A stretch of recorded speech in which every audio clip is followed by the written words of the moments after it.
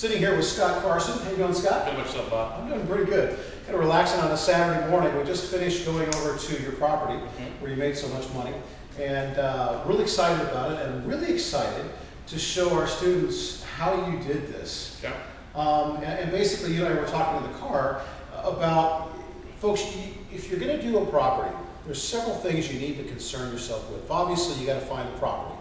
So if you're actually taking notes and you're using this as a learning tool, which you should be, because it's free information and it's actually incredibly valuable to you, you should first of all find the property. We're going to show you how Scott found this property. So number one is going to be finding and marketing.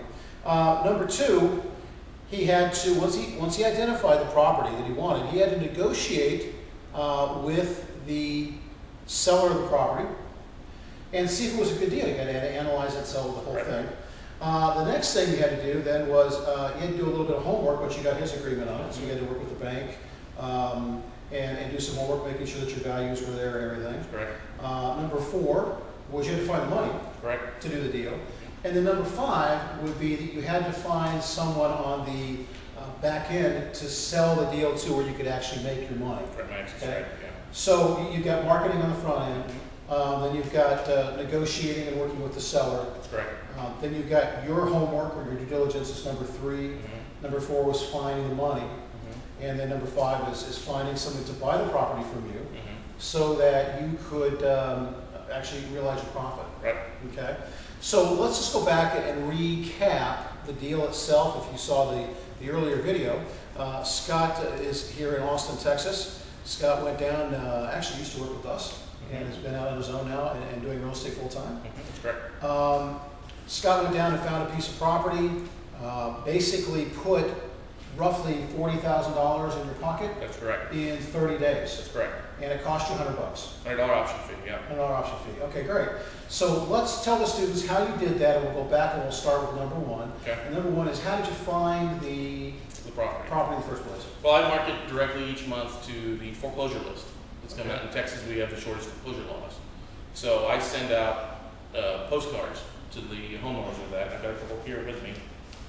I actually put my, and you'll see these on the website, correct, Bob? Right. I actually put my picture on one of them so they know that they're working with a real individual.